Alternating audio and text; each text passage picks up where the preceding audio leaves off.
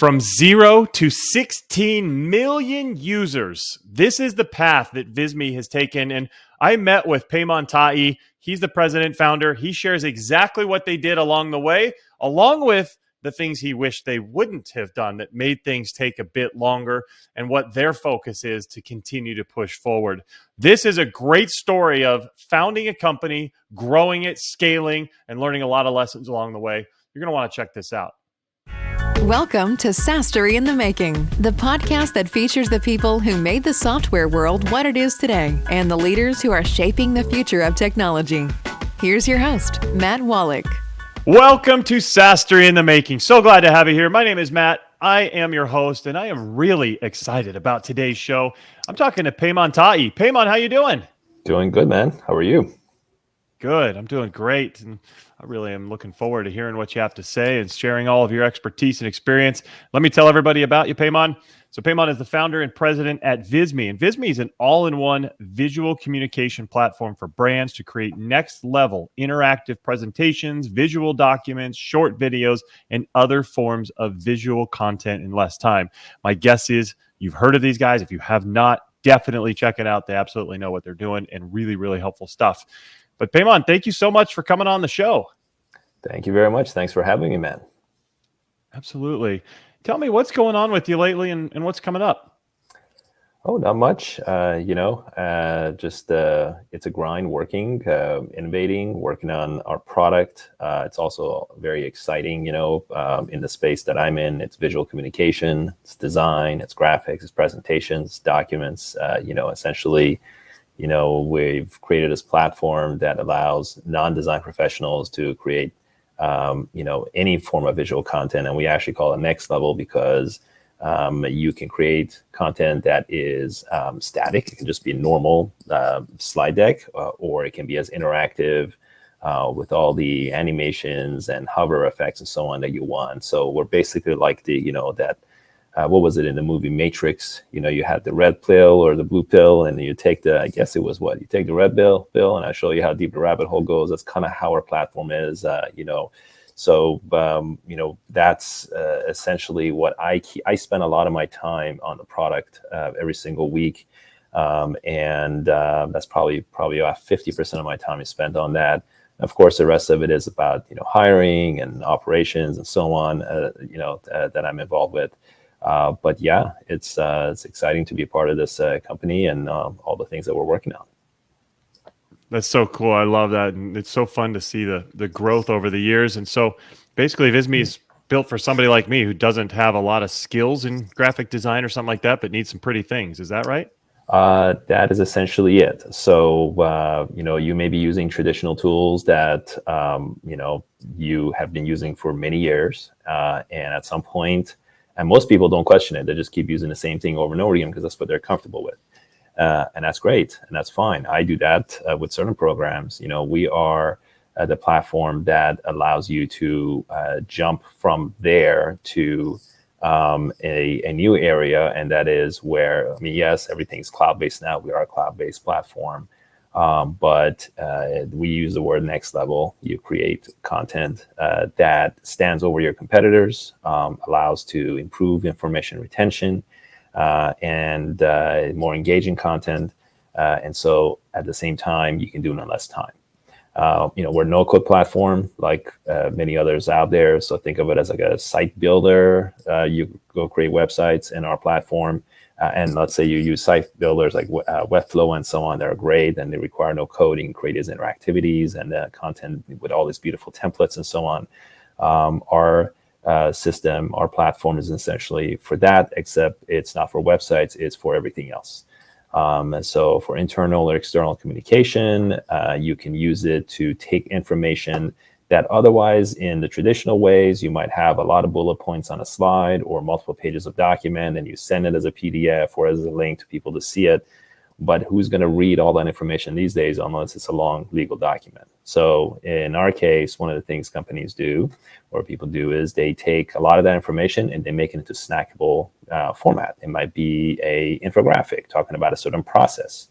It might be a sales pitch that you're sending to a company. And so it might even be a proposal. Instead of being this boring 90-page proposal or 20-page proposal, you can create it in 4 or 5 or 6 or 7 pages, get to the point, and use visuals, graphs, charts, and so on. We give you the starting point to be able to do that. So that's essentially, kind of in a nutshell what our platform is. I could keep going and talking about it because it does so many things. But I guess one of the terms that I use is I think of it as where, if you have, if you have the left and the right, and in between of it, if you had a perfect marriage between the left and the right, that would be a space that you'd like to be in. So let's say easy to get in design tools that are very kind of dumbed down and limited so that you can do things very quickly. And then that will be the left. And then on the right side, you might have these very powerful platforms. Adobe Creative Cloud, Figma, Sketch. These are great platforms for very professional designers and so on. And often they may have a little more of a learning curve, and they're also very, very feature rich. So if you could have, your apple and you could eat it too, that's essentially what Visme is. Our mission and what we spent so much of our time is to not be so too much on the left and not too much on the right. So we give you just enough features and just enough power where you can do more than the left. But at the same time, we don't inundate our interface so heavily. And you actually, on the surface, it would look like just any other design tool. Like, hey, this is like this tool and that tool. But then you start digging in and you start finding these Easter eggs and these assets and features and so on that are very exclusive within Visme's platform. I love that. I can see that you've kind of identified your target and figured out how best to serve them. And that sounds amazing. And it is a very competitive market. There's lots of tools, and at least a lot of tools from my perspective or from the market's perspective that look similar. And you might say, well, they're different. But how are you able to stand out and differentiate from all this competition? Very good. So the answer is we are very similar, but we're also different. And the truth is that we are similar, but we also have differentiators in our platform. So let's talk about, anytime you create content, if you have a template or a starting point, that gets you along faster. So we don't have, compared to a few other tools, we don't have necessarily more templates and more icons and more fonts and more everything else. When I have more of everything else, we have a very good balance. We have, over 10,000 something templates and hundreds of created every single month and added in. We have tens of thousands of icons and millions of photos and so on. But the thing is that our templates are all, to this date, have been created in-house by our awesome designers. They're not outsourced to some other party or other template designers created just to come in and just create more and more and more and create this big thing. And we've been very meticulous about being very selective. Every single template that is designed at Visme undergoes our process. Our team of designers, our thorough process that includes where we assign variables and so on to every element in the template, so that when you go in and in Visme, you could create an account. Let's say you're a business, you have a website, you have a brand, and you could go through this brand wizard feature and put your website address in, and we'll detect your logo and colors, and then we'll generate your color theme, and then we even give you, based on your industry and so on, a handful of, in addition to the 10,000 plus templates, we'll give you a handful of templates, and we'll apply your logo and your colors and so on right into that. So you right off the bat, you have a great starting point. And you could go and tap into the other templates as well, and you can apply those. So we give you a very good starting point in that regard. And another differentiator for us is that our assets. So we have these really beautiful 2D and 3D assets, 3D renderings and so on that we've created that are exclusive in Visme. Yes, there are other 2D and 3D objects out there, but ours are exclusive within Visme. Our templates are exclusive within Visme. And because also we're not the biggest tool out there, although we have about 60 million, users registered to this date and so on, we still aren't as well known as a few other tools out there. And so as a result, what you create in Visme doesn't look like everybody else's. And that's one of the big issues that's occurring right now. Everybody's designs and graphics looks like everybody else's because they're using the same templates, they're using the same illustration, the same graphics and everyone else. And it's all about standing over your competitors and others, about differentiating yourself. So our platform gives you that pathway where, yes, you can, even though you can tap into what we give you, you can still fully customize and bring your own themes and colors and everything else into it. So that's kind of in a couple of areas that are differentiators of our platform, is the type of assets and unique items that we give you. In addition to that is certain features that we have as well. You can apply very basic, if that's your cup of tea, like short animations or interactive videos, or for learning management. Data visualizations, you can do very basic stuff very quickly, but then you can go deep. Like with our charts, you can go as deep as you want. There's tons of settings, but they're hidden. They're there when you need them. And additionally, interactivity, as far as animations, you can go not just use a very basic timeline or just move an object from a left to a right and so on, but you have advanced abilities, which is all click through, no coding needed. And you can control the pace at how an object moves, when it moves, how it bounces, all of that stuff if you want to go that far. Wow. So that goes to that. And last but not least, live data integration. So I could, let's say that you needed a proposal, send out a proposal to someone for an offering and so on. You could actually create it in Visme. You could put the pricing in there. You could even put a chart in there if you wanted to, where let's say it shows your Google Analytics traffic and how it's like increasing over time. That probably more for reports for a proposal versus a proposal. But let's say proposal, you have a dollar value. Hey, this is offering, we're going to be quoting it for $3,150, and it's going to be X, Y, and Z. Well, in Visme, you can put dynamic variables. You can also send that proposal not just as a downloaded, but as a link that can be secured or password protected. And let's say I send it to you and I decide that 10 minutes later, oh man, it really should have been $3,500. I could change that. By the time you see it, it's actually an updated one. I don't have to send you an updated email and say, sorry, that was a mistake. Here's the updated one. We also have analytics. You can track all the engagement, how much people are viewing, how much time they're spending, all of those. I could go on, but I'll pause there. I mean, I love it. And I love what you said about how it looks different. So really you're differentiating by making it easy for your customers to be able to differentiate themselves because of what they're putting out there and all that content. And really what I want to ask you, because a lot of these businesses are struggling with content creation. Why do you think so many businesses struggle with content creation? Yeah, it's, right now the problem is that there's so much content being created all across. So to stand out, look, you can make designs as creative as memes and animations and so on, as interactive, as beautiful and so on as needed. But if it has no story behind it, it has no context around it, nobody cares. I mean, it looks good for 5 seconds and that's it. But if you put both of them together, great messaging and information that people actually appreciate and want to consume, and you put that with something that looks nice and appealing, then you have potentially a winner. And so right now what's happening again is because there's so much content being created left and right, and it is a little bit harder to stand out. I guess it's almost like, let's turn it around to like SEO, like search engine optimization or blogs. Like everybody has a website at this stage. Before it was like, have a website, because people can find you. Now there's tens of millions of websites out there. And, then it's about content marketing. Content marketing has been around for 10, 12, well, probably a lot longer than that, but really, it's been something that's gotten much more popular in the last decade. And you used to be able to write a few topics and adjust them and optimize them, and then you essentially, have a great content marketing. That's not the way it is right now. It's very challenging. It's about writing long form content, about having something unique and different.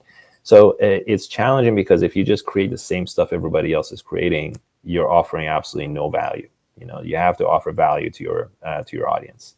And I think the challenge a lot of people have is that they may have a hard time deciding that what is that value you need to create. Well, the value is you. The value is what is that you're good at? What is it that you can offer your audience?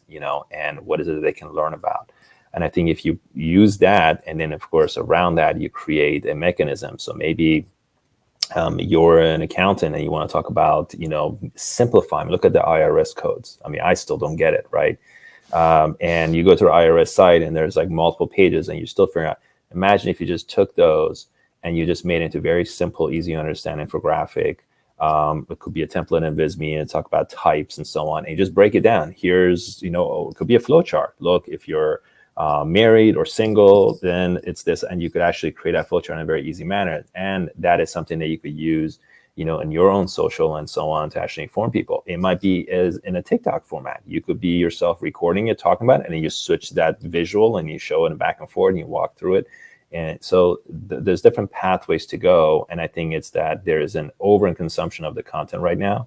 But nothing has changed. Nothing has absolutely changed from the very beginning. It's just more of it, except that even then and even now, you just have to tell great stories and be able to connect to the right audience. Yeah, I completely agree. What are you finding? What do you think is the most critical skill that business owners need to master to be able to become successful? Well, I think for me, it's been consistency. I think there's a lot of if you're starting a new business or a very startup at the very beginning of it. I think too many give up very early on. The idea is not working, there's no traction, and just let it go. Another thing I believe is that if we're talking about startups in general, like let's say it's a SaaS company, let's create an MVP. You create an MVP, minimum viable product, and put it in front of people and see if they bite. I think that actually is a great thing to do. But if they don't, it doesn't necessarily mean always that there's just nobody for it. Maybe you might want to consider yourself, maybe your MVP wasn't good. Maybe your MVP requires a lot of improvements. Maybe it requires tweaks and adjustments and so on. So like Visme, I think for us at the beginning, and we're not the most successful, startup, the biggest, whatever you probably have heard of, but we've done pretty well as a bootstrap operation. We've been profitable since year 2, and we've been growing at a healthy rate, and we'll continue to do so. There's about almost 100 of us, and we have a lot of great stuff in the pipeline, innovative stuff that we're working on that is going to further differentiate the product and so on. But if I look back and if me and my team had made the same decision at year 1 and say, Jesus, we're at 25,000 users and nobody's paying for it. And it's like, it's 50,000 users. It's like, we're generating like $2,000 of MRR per month. I don't know what it was. I'm just picking something. Man, this is not going to grow fast enough. Nobody's paying for it. I guess this is not working. Let's go another angle. And you start it. So I've seen people that just keep starting over.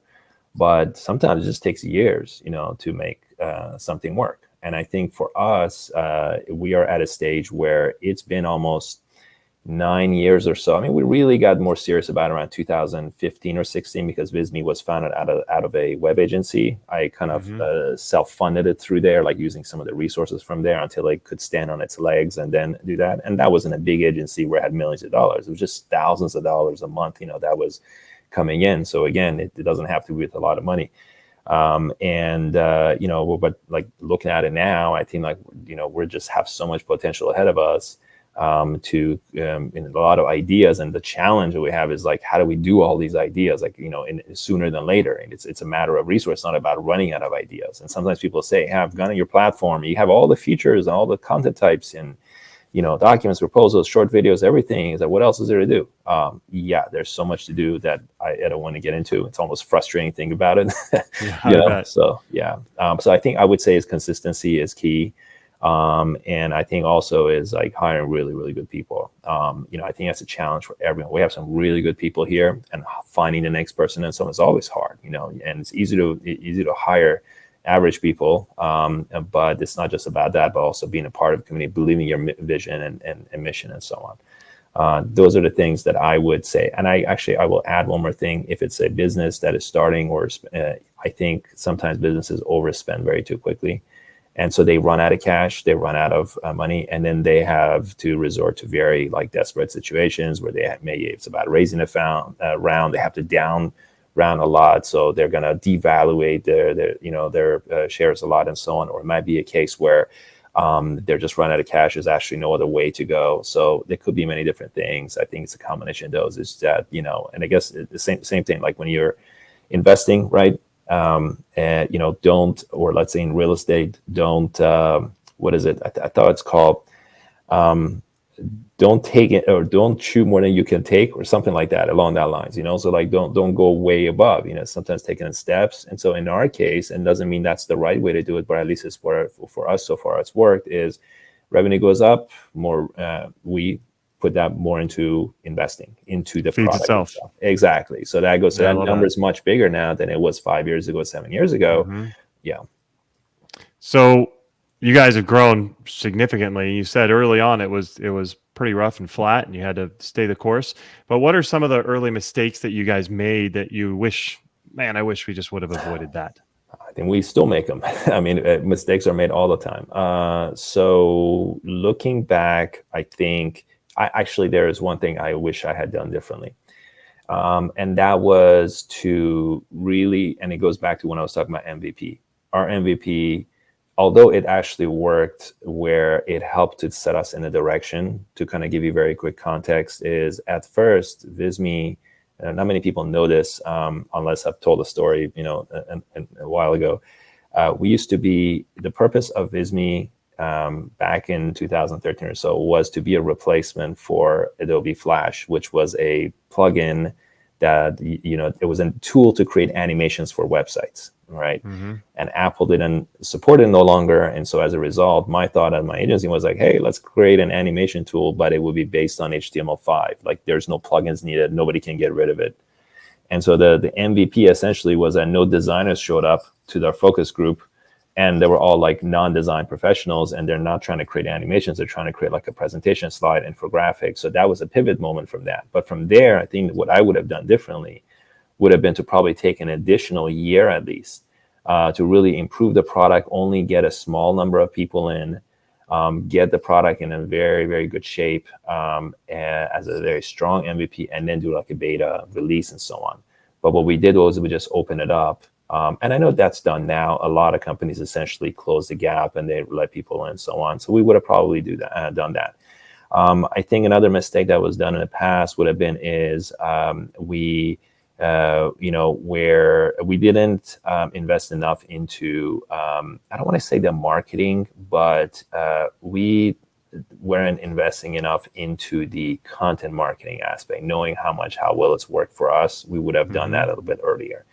And another thing, to go into the granular thing, when those that are actually listening right now that are actually doing content marketing, is we were a little bit too broad focused. Like, hey, let's go after all the content that gets the most amount of traffic.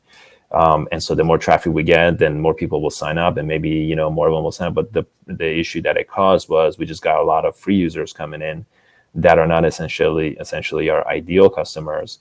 And so that kind of was something that we would have definitely done it a little bit differently back then. Niche down. Yeah, niche down. Yeah, for sure. We still struggle with that, actually. We still, just to add that, we still struggle with that a little bit, because our tool is used by anybody all over the world, but most of them are not necessarily our target audience from an aspect of a business perspective. Because you think about it, is that if you were to type in, I don't know, presentation software or tools, would be like on the top of Google, 1, 2, or 3 position probably right now. And you think about, it could be a student, could be a teacher, it could be a kid, it could be anybody, it could be a business that is creating that. So we funnel, and that's a challenge with the product, we funnel a lot of people in.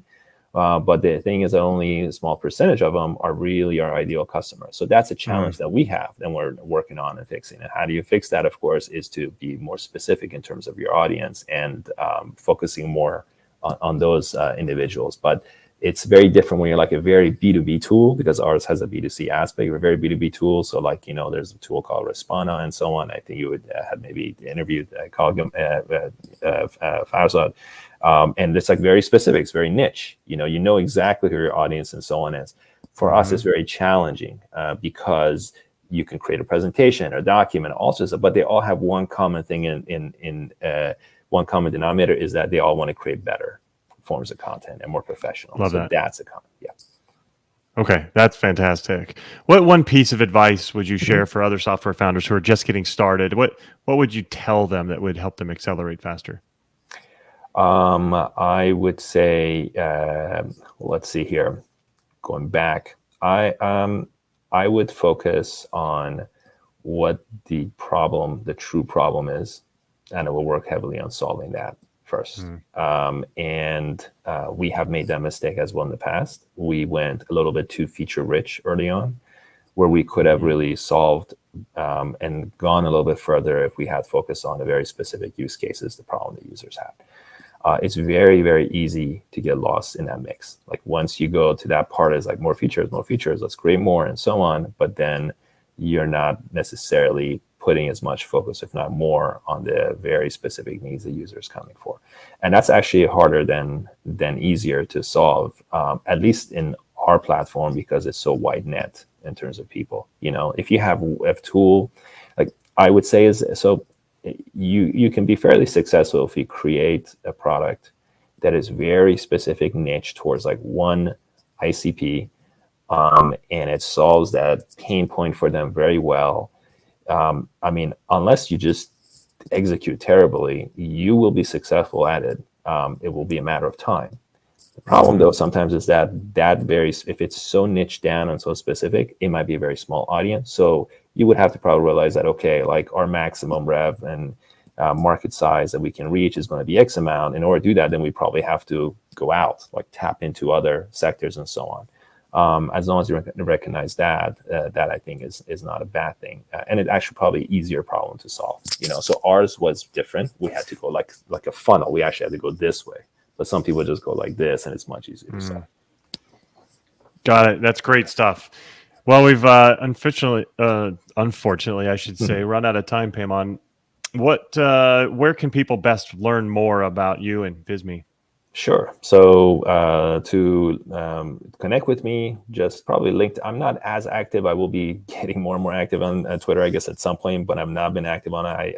I'm more active on LinkedIn, so you can connect with me on LinkedIn if needed. Can't miss my first and my last. I don't think there's anybody else with that first last name, so I don't need to put a URL to that. And as far as Visme goes, there's a couple of things I think that will be very good for people. So one is, if you're looking to learn about visual communication or learn about creating better designs and so on, just learning about it, we have a really cool YouTube channel, completely free. All videos are free.